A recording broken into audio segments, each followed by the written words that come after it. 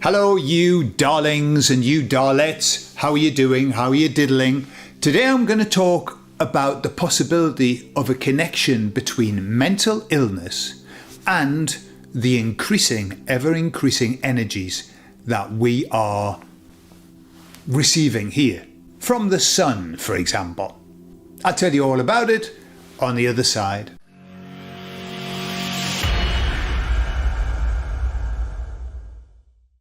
So there was a lovely lady in the comments, and I think she was called Diana. If I've got your name wrong, I apologise.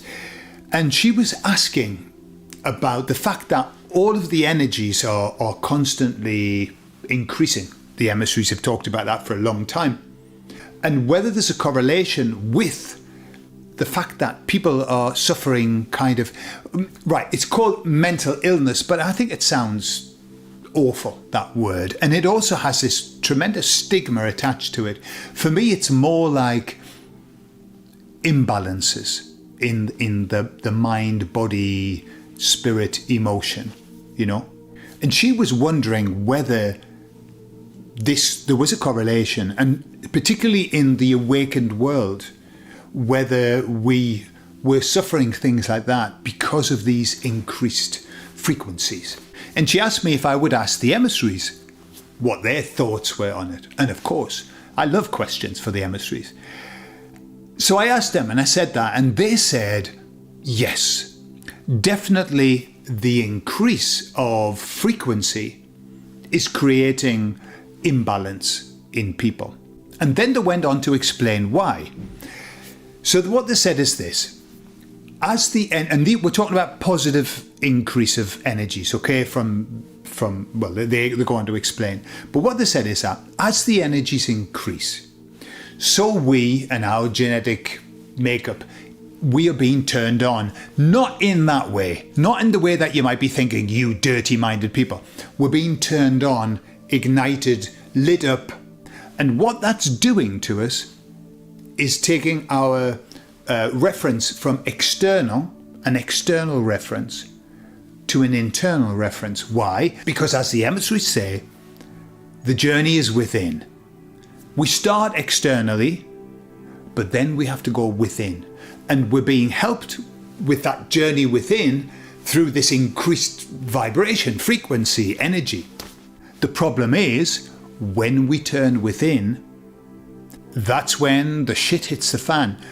The reason is because most people spend their entire life not looking at themselves, not looking within, looking without.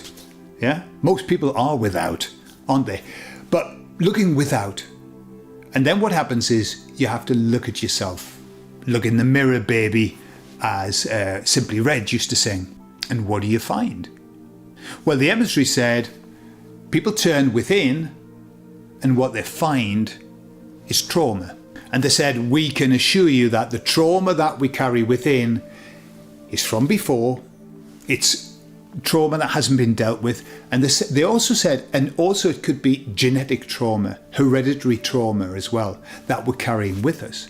So what happens is when we turn within, the energies make us go, oh, right, I see, I understand the journey. I've got to sort my shit out. And we look inside and we go, oh, I didn't realise that there was so much shit. And this can make us very imbalanced. And it can bring about these kind of what are being called the anxiety, depression, all of that. It's just it's part of the loss process. And I know I've talked about this before. But what happens is this. Imagine you go through life externally focused, looking out, believing that you're all right. You go, I'm all right. I'm fine. No, I'm all right. I mean, if I had 10 euros for every time I've heard somebody say, no, I'm all right, I'm fine. No, I'm fine. And they're not. And you can tell that they're not. I'd be a rich man. So we do that. We don't look at ourselves. We think that we're fine. We turn around and look. We see what's happening. And we go into loss. What are we losing?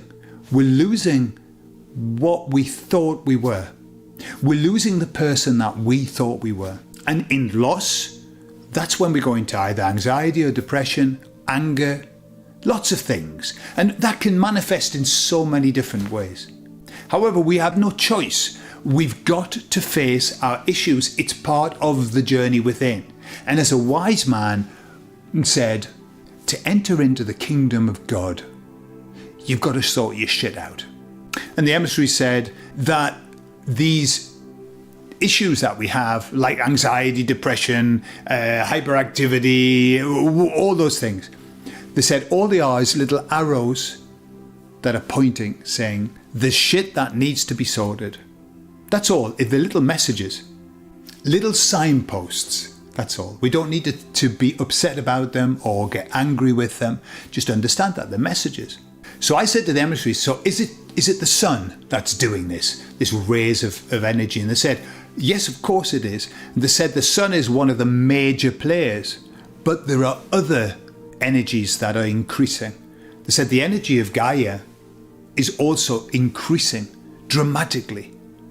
And so that they said that we're surrounded by these ever increasing energies. I remember David Wilcock a long time. Whatever happened to David? He's gone really quiet. Mad as a hatter, but really quiet. He was talking about the celestial bodies. Whatever they are, we don't know what they are. But all of them were increasing in energy and brightness. So it's kind of like the whole shebang is increasing. But then they added this, and I thought that was really, really powerful. They said, the baddies know this too. They know that the energies are increasing. And they said, for that reason, they are so focused on frequencies and energies. And why? Because they are working to counteract the frequencies, the good frequencies, the positive ones. And their job is to create as many bad ones as possible. So they said, what's happening is that we now, as a population, are being bombarded with good and bad energies and frequencies. They're contradicting one another, and they said it's creating this tremendous push-pull inside of us that is also leading to imbalances in us. And sometimes we don't know where we are, and especially if you live in city centres, where there's a tremendous amount of frequencies. When I go to my in-laws, they live in a big apartment block. If I look for Wi-Fi, I find something like 20, 30 Wi-Fi, all of that. And then there's the 5G all over the place. So the emissaries finished by saying, move to the country, move to the country. And I recommend it because that's where I am and it's bloody beautiful. We've got Wi-Fi, but like two Wi-Fi in my house.